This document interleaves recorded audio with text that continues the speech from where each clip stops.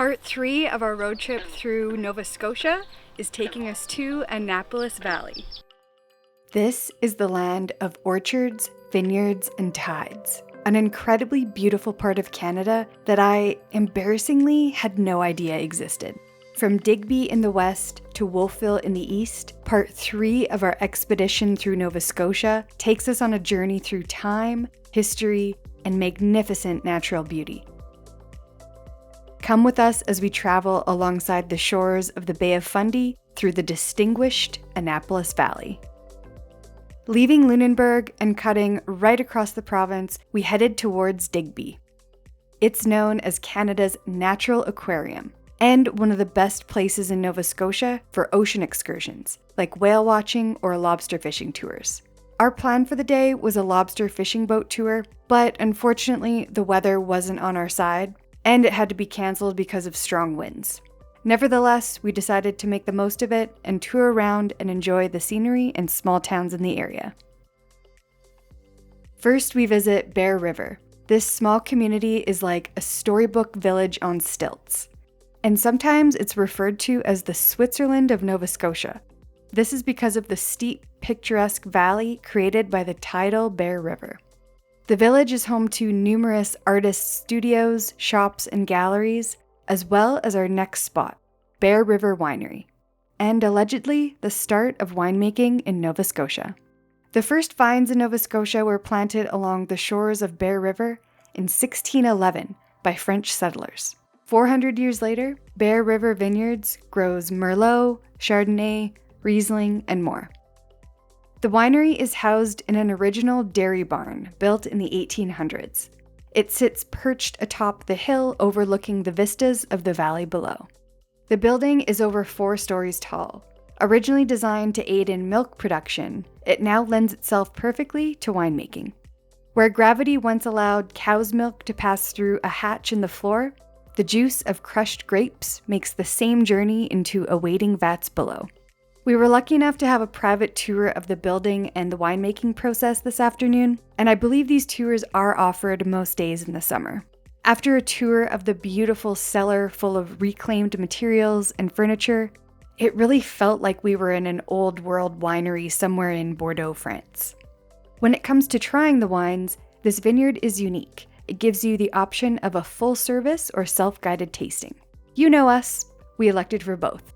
After our lovely host presented a selection of wines to sample, we chose our favorite to take out to the grounds and enjoy under an enchanting old oak tree. Simply a perfect afternoon.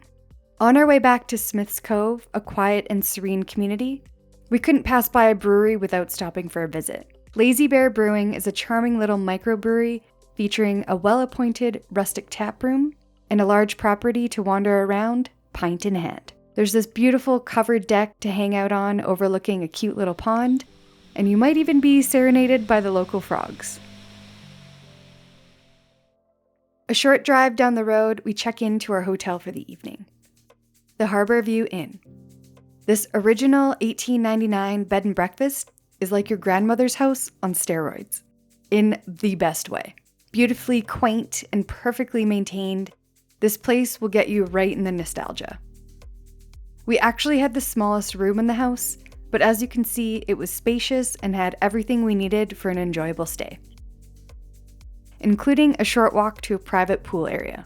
It was hot and humid today, so a well-earned dip was in order. Ready for dinner, we made our way to the shore of the Bay of Fundy to the waterfront of Digby, the undisputed scallop capital of the world. After watching the scallop boats return with their catch of the day, we made a short trip around the corner to the Sydney Street Pub and Cafe in search of scallops. Caught fresh that morning, they were the most delicious we've ever tasted. Across the bay from Port Royal, one of the oldest European settlements in North America, Annapolis Royal is home to the historic Fort Anne. Originally fortified by the Scots in 1629, it followed to be one of the most fought-over pieces of land in North America, changing in and out of French hands many times in the 17th and 18th centuries before finally being granted to the British. At which point the site was named Fort Anne in Annapolis Royal after the British conquest of Acadia in 1710. Annapolis Royal was actually the original capital of Nova Scotia until the founding of Halifax in 1749. So if you love history, you are definitely going to love this area of Nova Scotia. The town of Annapolis Royal itself is a beautiful collection of historic heritage buildings, museums, and shops. It's also lined by a manicured waterfront featuring beautiful views of Fort Anne and the Annapolis Basin. We punctuated our stay in Annapolis Royal with refreshments on the lovely garden patio of the Mad Hatter Wine Bar.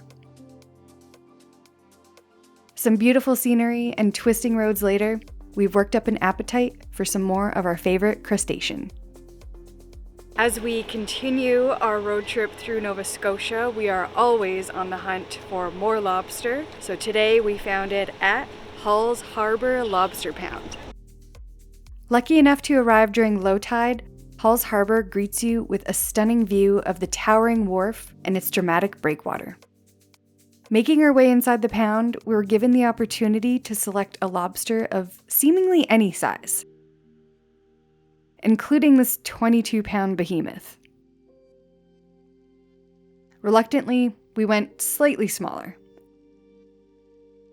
This was definitely one of the most authentic and unique lobster experiences we've had in Nova Scotia so far. After our delicious lunch and many, many wet naps later, we took full advantage of low tide to walk on the seabed for a unique view of the massive wharfs overhead. Only a short drive away, and with the sky clearing with perfect timing, we stopped at the Lookoff Viewpoint, which sits 600 feet high for unobstructed views of the valley's forests, rolling farmlands, orchards, and vineyards, all tucked beautifully amongst the shorelines of the Bay of Fundy and the Minas Basin.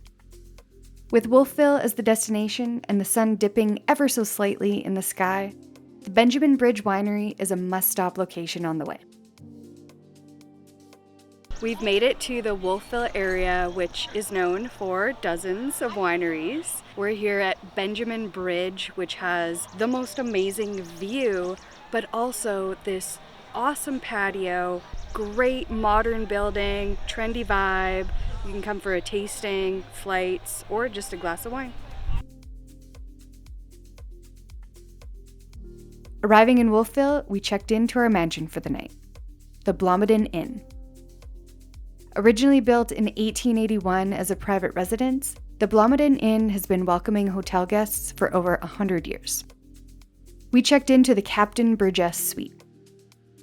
With its majestic four-post bed, period furnishings, and massive hearth, this place is like a time capsule of 19th century artistry and elegance.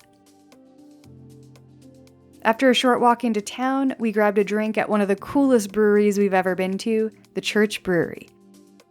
Yes, this is an old church converted into a brewery, complete with what's on tap listed on the original hymn boards. Annapolis Valley is Nova Scotia's richest agricultural region. So, to fully immerse ourselves, we've jam-packed the next day with cideries and wineries. We're starting the day off right at the Annapolis Cider Company. The beautiful interior of the tasting room is lined wall-to-wall with bottles of cider with a very cool classic red barn aesthetic. The cider selection is plentiful, and the drinks themselves were refreshingly crisp and delicious. As beer lovers, this place definitely has our stamp of approval. Nova Scotia is quickly gaining recognition in Canada and around the world for its high-quality wines. On our little self-guided wine tour, we were able to visit 3 different wineries for tastings. While there's about 10 in the area, all within about a 1-hour drive from Halifax, you really can't go wrong with any one that you visit. No matter what winery you visit in Nova Scotia, you're likely going to find a bottle of something known as Tidal Bay. Exclusive to Nova Scotia, Tidal Bay is a signature blend of multiple varietals in a perfect symphony that can be described as cool, crisp, lively, and aromatic. This is Nova Scotia's own Appellation wine. The Bay of Fundy plays an important role in how the grapes grow in this region. It protects the vines from harsh winter temperatures and also elongates the growing season. This provides ideal conditions for grapes to continue to ripen slowly during the fall months. And this gives the wines a striking balance of richness and freshness.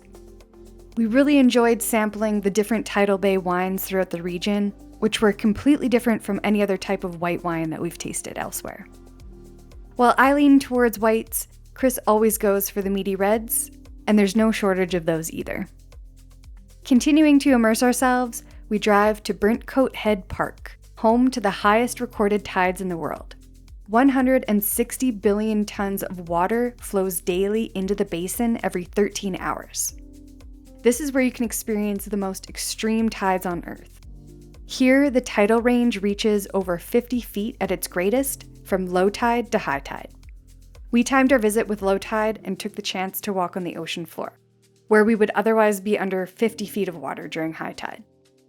When you see these massive rugged cliffs in person, it's really easy to see why the Bay of Fundy coastline was named one of the top 7 natural wonders of North America. After this little adventure, we're off to explore Cape Breton for 3 days. Catch that in the next video.